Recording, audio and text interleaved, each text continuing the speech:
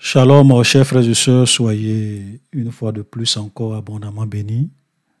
C'est toujours votre frère Olivier. Donc, nous sommes dans une nouvelle capsule. Cette fois-ci, ce n'est pas une capsule de recadrage. Non. C'est simplement une capsule d'explication. OK? C'est une capsule d'explication. Et dans cette capsule, nous allons essayer d'expliquer un verset à la suite de la question qu'un frère m'a posée il y a de cela quelques jours, parce qu'il m'a envoyé un capture d'écran et il m'a posé une question par rapport à ce verset, parce que il a vu ça sur la page d'un musulman qui prenait ce verset-là pour dire que la Bible se contredit, pour dire que Jésus se contredit. Voilà, donc en un mot, Jésus a menti. La Bible est une fausseté. Et il dit, voilà la preuve. Donc il montre ce verset comme une preuve de la fausseté et des contradictions dans la parole de Dieu. Voilà. Donc, il s'agit du verset 13 de Jean chapitre 3, qui dit, donc on va lire Jean chapitre 3, le verset 13. Ça, c'est Jésus qui parle et Jésus dit, « Personne n'est monté au ciel, si ce n'est celui qui est descendu du ciel, le Fils de l'homme qui est dans le ciel. » Voilà. Donc, il dit, mais comment? Et donc, il se moque de la Bible en disant que, mais comment Jésus peut faire une telle affirmation alors que dans cette même Bible, nous savons tous dans le livre de la Genèse que Enoch est monté au ciel. Enoch a été enlevé, Enoch est monté au ciel. Nous savons aussi tous, par exemple, dans la Bible, que le prophète Élie est monté au ciel. Voilà, Dieu l'a enlevé dans un char de feu. Élie est monté au ciel, il n'a pas connu la mort. Donc, comment Jésus peut dire, dans Jean chapitre 3, le verset 13, que personne n'est monté au ciel? Contradiction. Oh boy, oh boy, oh boy. Vous savez, souvent quand je vois les musulmans qui viennent présenter leur pseudo-contradiction dans la Bible, souvent ça me fait toujours rire. Ça me fait toujours rire. On a l'impression que c'est maintenant, depuis qu'ils ont commencé à lire la Bible, voilà, puisque au lieu d'enseigner leur Coran, de parler de leur prophète, de parler de leur Allah, ils n'ont rien d'autre à faire que de venir lire la Bible. Donc, quand ils lisent la Bible et qu'ils découvrent des choses, pour eux, c'est la vérité. Non, la Bible est fausse. Non, il y a des contradictions dans la Bible. Non, mais comment vous, les chrétiens, vous pouvez croire en un livre comme ça? Voilà. Oh boy, oh boy. Vous savez, pourquoi les musulmans se trompent toujours avec la Bible? Ça, c'est un exemple que nous allons voir aujourd'hui. Pourquoi les musulmans se trompent toujours avec la Bible? Quand vous êtes en train de lire un verset dans la Bible, il faut faire toujours beaucoup attention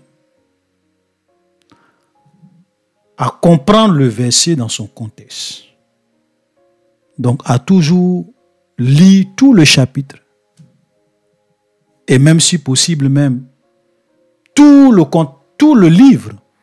Ou bien même si tu n'as pas envie de lire tout le livre, il faut lire au moins tout le chapitre, ou bien un chapitre avant, un chapitre après. Et puis, pour bien cerner le contour du verset. Parce que je le répète souvent, je dis, un verset n'est rien d'autre qu'un bout de phrase dans un long texte, dans une conversation, dans une révélation. un verset n'est rien d'autre qu'un bout de phrase dans un texte. Et donc, quand tu viens prendre un bout de phrase dans un texte, sans tenir compte de l'ensemble du texte, il y a de fortes chances que tu te trompes dans ton interprétation. De fortes chances. Et je vais vous donner un exemple. Un exemple peut-être qui va amener certains à bien comprendre ce que je dis. Supposons que je fais une vidéo. Et puis dans la vidéo, je dis dans la vidéo, je ne suis pas un voleur. Mais je ne comprends pas pourquoi les gens pensent que je suis un voleur. Ça, c'est ma déclaration dans une vidéo. Je dis, je ne suis pas un voleur, mais je ne comprends pas pourquoi les gens pensent que je suis un voleur. Et puis, quelqu'un vient et puis divise ma vidéo en deux. Donc, la phrase que je viens de dire, il divise ça en deux. Et puis, il prend la partie qui dit, je ne suis pas un voleur, mais je ne comprends pas pourquoi les gens pensent que, et puis il coupe. Il coupe. Et puis il laisse la dernière partie où je dis, je suis un voleur. Parce que j'ai dit, je ne suis pas un voleur, mais je ne comprends pas pourquoi les gens pensent que je suis un voleur. Donc la partie où je dis, je suis un voleur vers la fin, là, c'est ça qu'il garde. La partie où je dis, je ne suis pas un voleur, mais je ne comprends pas pourquoi les gens pensent que, à partir de que, il coupe. Et puis il prend la dernière phrase. Et puis il coupe la vidéo là. Et puis il commence à dire, ah oui, mais écoutez, le frère Olivier, il a bien dit dans une vidéo. Voilà lui-même qui est en train de parler. Il a dit, je suis un voleur. Voilà la vidéo. Lui-même parle. Hein? Voilà l'extrait. Je suis un voleur. Puis il joue ça en boucle où je dis, je suis un voleur, je suis un voleur, je suis un voleur. Effectivement, j'ai dit que je suis un voleur, mais est-ce que c'est toute la phrase? Ce n'est pas toute la phrase, parce que si tu mets toute la phrase ensemble, tu vas comprendre clairement que j'ai dit que je ne suis pas un voleur, mais je ne comprends pas pourquoi les gens pensent que je suis un voleur. Voilà. Ouais, ça c'est un exemple. Cet exemple-là vous permet de comprendre pourquoi c'est souvent dangereux de prendre un verset et de vouloir l'interpréter hors de son contexte. C'est très dangereux. C'est très dangereux. Vous savez, la Bible, je le dis souvent, je le répète, je dis, quand les gens écrivent, je prends par exemple le livre de Jean, quand Jean écrivait l'évangile de Jean,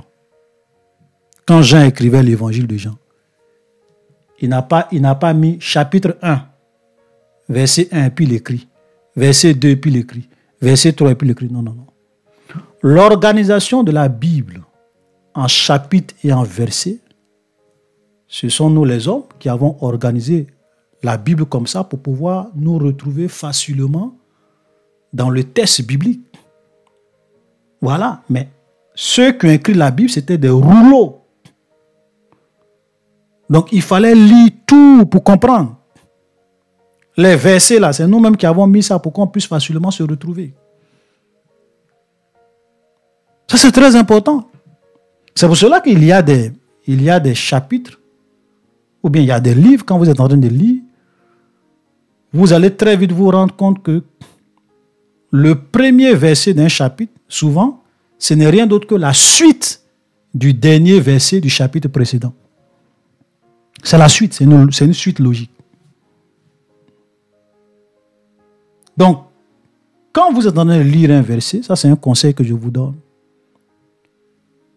Venez lire toujours et mettez toujours le verset dans son contexte. Lisez les chapitres avant, lisez les chapitres après, lisez plusieurs versets avant, lisez plusieurs versets après pour comprendre le sens réel du verset. Ici, là, Jésus était en train de discuter, était en train d'échanger avec Nicodème. Et Nicodème, ce n'était pas n'importe qui. C'était un docteur de la loi. Donc, Jésus ne peut pas venir se mettre devant un docteur de la loi, quelqu'un qui connaît la Bible, qui connaît l'Ancien Testament, qui a lu l'histoire des Nord, qui a lu l'histoire d'Élisée. Et puis Jésus va venir lui dire, personne n'est monté au ciel. Et puis Nicodème va croire? Non. Mais pourquoi Nicodème n'a pas contredit Jésus? Pourquoi? Parce que Nicodème a très bien compris ce que Jésus est en train de lui dire. Il a très bien compris. Alléluia. Donc, on va expliquer. Alléluia, on va expliquer. Donc, pour vraiment bien comprendre ce verset, l'idéal aurait été qu'on commence à partir du verset 1, mais pour des besoins de temps, je vais commencer à partir du verset 10. Jésus lui répondit, « Tu es le docteur d'Israël et tu ne connais pas ces choses. » Parce que Jésus est en train de parler de la nouvelle naissance. Si tu ne nais pas de nouveau, tu ne peux pas voir le royaume des cieux. Et puis Nicodème lui demande, mais comment quelqu'un peut rentrer dans le ventre de sa mère et naître de nouveau? Voilà, parce que Nicodème ne comprenait pas. Donc Jésus va lui expliquer, va continuer à lui parler, à lui expliquer un certain nombre de choses. Et au verset 10, Jésus lui dit, tu es le docteur d'Israël et tu ne connais pas ces choses. En vérité, je te le dis, verset 11, nous disons ce que nous savons et nous rendons témoignage de ce que nous avons vu et vous ne recevez pas notre témoignage. Verset 12, écoutez très bien le verset 12. Si vous ne croyez pas quand je vous ai parlé des choses terrestres, comment croirez-vous quand je vous parlerai des choses célestes? Donc Jésus dit à Nicodème, si je te parle des choses de la terre, tu ne crois pas, tu ne comprends pas. Comment tu vas croire si je te parle des choses célestes, des choses qui sont au ciel? Maintenant, il vient il continue avec le verset 13. Personne n'est monté au ciel si ce n'est le Fils de l'homme qui est descendu du ciel. Si ce n'est celui qui est descendu du ciel, pardon, le Fils de l'homme qui est dans le ciel. Mais est-ce qu'ici, là, Jésus est en train de dire que personne n'est monté au ciel? Qu'est-ce que Jésus voulait dire quand on prend le verset 12? Quand on commence à lire le verset 12, je vais traduire le verset 13 en français facile pour les musulmans. Voilà, on va traduire la Bible en français facile. Voilà, comme ils ne comprennent pas les Écritures, comme ils ne comprennent pas le français, comme souvent il y a certains parmi eux qui ne sont pas allés loin dans les études, ok? Donc on va traduire le verset 13 en français facile pour les musulmans, en français facile. Vous savez, il y a des Bibles là, on appelle ça Bible en français facile. Voilà, parce qu'on dilue, c'est-à-dire que on rend ça terre à terre. Donc on va traduire le verset 13 là, terre à terre, pour que les musulmans puissent comprendre. Terre à terre, traduction en français facile, terre à terre. Voilà, on va dire ça comme ça. Traduction en français facile, terre à terre. Ça dit que facile, pour que les musulmans puissent comprendre. Ceux qui n'ont pas compris le verset 13 là, les musulmans qui n'ont pas compris le verset 13 là, de Jean chapitre 3 là, pour qu'ils puissent vraiment comprendre. Personne n'est monté au ciel et descendu du ciel pour vous dire les choses qui sont dans le ciel, si ce n'est celui qui est descendu du ciel. Voilà, ça, je pense que ça, c'est vraiment terre à terre. C'est-à-dire que ça, si tu n'as pas compris ça, c'est que bon, on peut plus, je sais pas, on peut plus rien faire pour toi. Voilà. Personne n'est monté au ciel. Parce qu'au verset 12, il dit, si vous ne croyez pas quand je vous ai parlé des choses terrestres, comment croirez-vous quand je vous parlerai des choses célestes? Les choses qui sont dans le ciel, là, Déjà, je vous parle des choses de la terre, tu ne crois pas. Comment tu vas croire quand je vais te parler des choses du ciel? Parce qu'en réalité, personne n'est monté au ciel et redescendu du ciel pour vous dire les choses qui sont dans le ciel. Si ce n'est celui qui est descendu du ciel, le Fils de l'homme. Point. Voilà, donc allez-y faire cette traduction terre à terre aux musulmans, voilà, qui viennent prendre ce verset-là pour dire non, il y a des contradictions dans la Bible. Noé, Élie est monté au ciel, et Enoch est monté. Mais Élie est monté au ciel, Élie n'est pas redescendu pour dire ce qu'il a vu au ciel. Enoch est monté au ciel, mais Enoch n'est pas redescendu du ciel pour dire ce qu'il a vu au ciel. Voilà ce que Jésus voulait dire simplement à Nicodème. Et Nicodème a très bien compris ce que Jésus voulait dire. C'est pour cela que Nicodème n'a pas dit à Jésus, Seigneur, je ne comprends pas ce que tu dis. Nicodème aurait pu dire à Jésus, mais comment cela est possible que personne n'ait monté au ciel? Comme il a dit à Jésus, quand Jésus lui a dit, il faut que tu naisses de nouveau. Nicodème n'a pas compris, il dit, comment cela est possible? Il aurait pu dire à Jésus, mais comment cela est possible? Comment tu peux dire ça?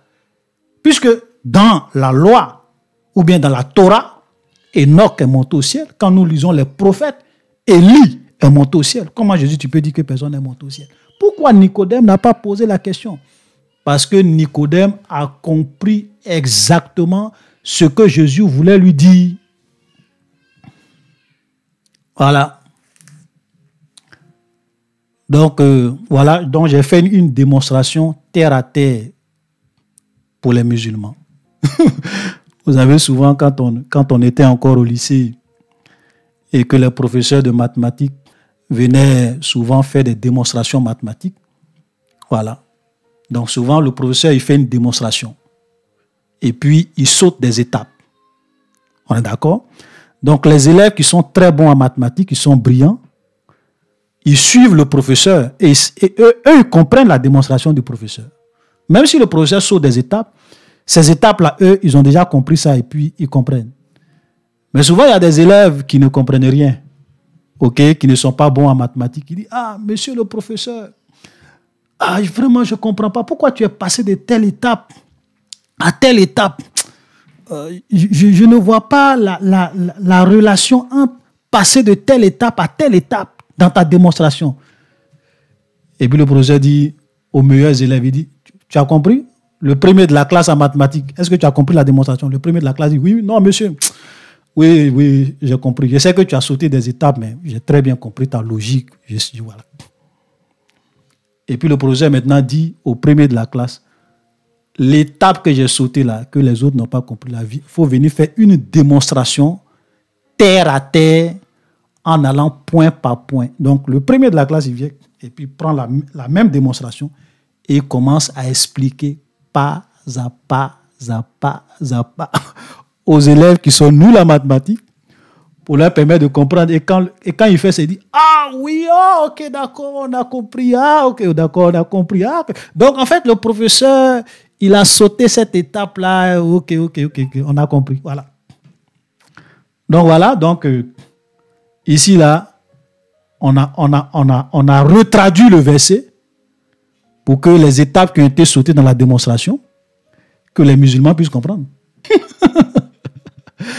Parce qu'ils ne comprennent ni les Écritures, ni la puissance de Dieu. Voilà. C'est triste, hein? Vous venez dans des livres, les livres des gens, que des gens, des docteurs, des intellectuels, des grands philosophes même ont lu ce livre, ils ont cru en ce livre. Tu viens un matin là, tu découvres quelque chose. Et au lieu de chercher à demander aux gens qui savent pour t'expliquer le sens du verset, tu viens faire un post pour dire il y a des contradictions dans la Bible. Jésus a dit personne n'est monté au ciel, alors que Enoch est monté au ciel, Élie est monté au ciel. Donc la Bible ment, Jésus est un faux prophète. Mais vraiment, c'est terrible. Hein? C'est terrible et c'est triste. Voilà. Vous savez, même moi-même, quand souvent je fais des vidéos sur le Coran, Je ne me base pas seulement sur mon interprétation d'un verset du Coran pour venir parler de ce verset. Je vais faire des recherches. Je vais même aussi écouter les grands savants musulmans et même, je vais même fouiller dans certains hadiths pour voir comment les musulmans eux-mêmes ils interprètent ce verset du Coran. Voilà l'intelligence. Je le dis et je le répète. Si tu viens lire la Bible avec pour objectif de trouver des contradictions dans la Bible, tu vas trouver beaucoup de contradictions que toi tu appelles contradictions. Ok? Ce que nous appelons généralement les contradictions apparentes. C'est-à-dire que tu as l'impression que ce sont des contradictions parce que tu ne comprends pas. Alors que ce n'est pas des contradictions. Vous comprenez? C'est ça le problème. Tu auras l'impression que ce sont des contradictions, alors que ce n'est pas des contradictions. C'est toi qui ne comprends pas. C'est pour cela que chaque jour, vous allez voir des jeunes musulmans qui vont venir dire, oui, on a trouvé telle contradiction dans la Bible. On a trouvé telle contradiction dans la Bible. Et quand moi je vois ça, ça me fait rire. Parce que vous ne comprenez rien. C'est mieux de vous humilier. C'est mieux de venir demander à ceux qui savent pour qu'on vous explique. Ne venez pas exposer votre ignorance. Ok? Parce que souvent ça fait pitié, parce que quand tu viens dire de telles choses, tout le monde voit qu'en réalité tu es un ignorant. Tu es un ignorant. Ça jette du discrédit sur toi-même.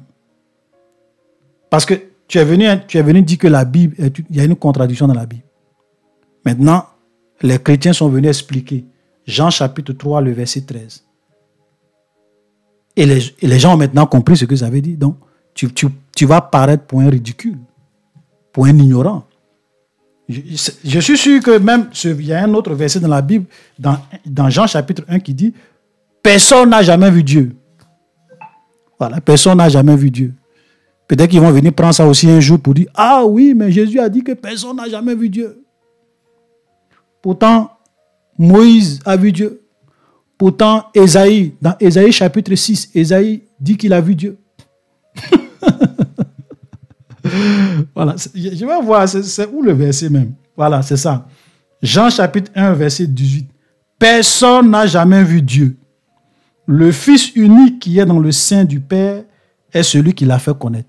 Voilà. Peut-être que vous allez trouver une page des musulmans. Ils vont venir dire, ah, Jésus, ou bien la Bible dit, personne n'a jamais vu Dieu. Voilà. Je ne vais pas interpréter ça, parce que je pense que quand on est en train de faire l'étude sur le livre de Jean, voilà, on a eu à expliquer ça, donc je ne vais pas perdre mon temps sur ça encore. Voilà, donc shalom, chers frères et sœurs, c'était vraiment une petite vidéo de quelques dizaines de minutes. Et je voulais vraiment vous exhorter, chers frères et sœurs, ne perdez pas votre temps à aller écouter les musulmans. Ne perdez pas votre temps à leur accorder du crédit, à aller écouter les musulmans. Excusez-moi, mais je ne vois pas qu'est-ce qu'un musulman peut venir me dire sur la Bible. Et puis moi qui va déstabiliser ma foi. Je ne vois pas. Qu'est-ce que tu vas venir me dire sur la Bible, sur Jésus, qui va, moi, déstabiliser ma foi, ou bien me faire douter un seul instant de la Bible? Je ne vois pas. Je ne vois pas. Voilà. Vous savez, il est très important de connaître son Dieu. Il est très important de connaître la parole de son Dieu. Ces jeunes musulmans qui passent leur temps à distraire les gens sur les réseaux sociaux, ce sont des plaisantins. Ce sont des... Même Abdul Majid, c'est un plaisantin. Ce sont des plaisantins. Les gens de la DDR, ce sont des plaisantins. Je vous dis, des plaisantins de première classe. Des plaisantins. Et puis vous voyez des gens, oui, DDR.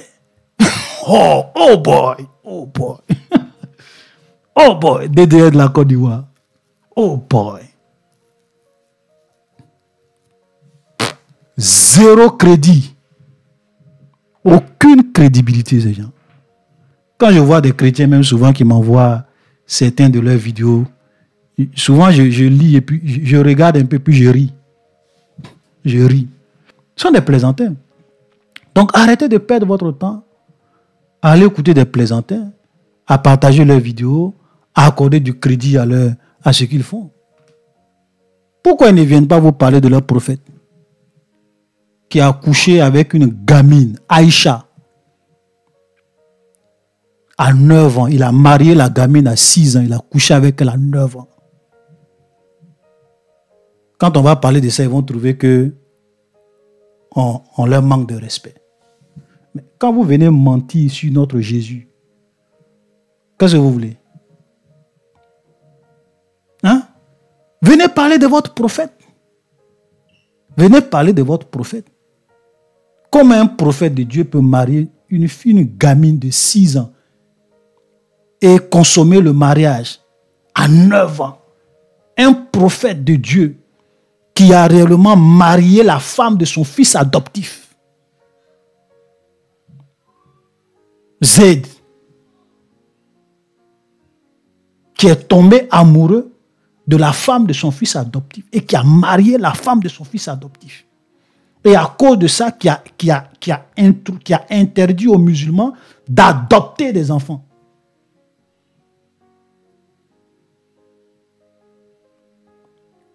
Moi, j'ai dit, s'il n'y a aucune religion, je dis, s'il n'y a pas de religion dans le monde, moi, je ne peux jamais devenir musulman. Jamais. Jamais. Donc, je ne sais pas qu'est-ce qu'un musulman va venir moi me dire pour que je sois musulman. Je ne vois pas. Excusez-moi, je ne vois pas. S'il n'y a pas de religion dans le monde et que c'est l'islam seul qui est religion du monde, je préfère être un athée. Je préfère être athée que d'être musulman. Jamais. Un prophète qui n'a même pas, je veux dire, qui n'est même pas digne d'être appelé prophète. C'est lui, moi, je vais suivre son enseignement. Hein? Un prophète qui a voulu se suicider. À plusieurs, il était prophète. Hein? Il était prophète, on n'a pas dit. Il était prophète et il a voulu se suicider. À plusieurs reprises, prophète de Dieu. C'est lui-là qui est le sauveur du monde. Quelqu'un qui veut se suicider. Un prophèête qui a été envoûté. Il y a des choses que vous ne connaissez pas sur l'islam. Allez-y sur Apostasie TV. Regardez les vidéos. Reconnaissez qui est prophète. Un prophète qui a été envoûté par la magie, par la sorcellerie. Prophète de Dieu. Moi, je vais suivre quelqu'un, un prophète comme ça. Boy. Donc, shalom, chers frères et sœurs, soyez bénis. C'était vraiment une petite vidéo. Donc, arrêtez de perdre votre temps à aller regarder la plaisanterie des musulmans parce que ça ne vous servira à rien. L'islam, c'est une fraude. Donc, lisez vos Bibles, croyez en Jésus. Il est le chemin, la vérité et la vie. Shalom et soyez bénis.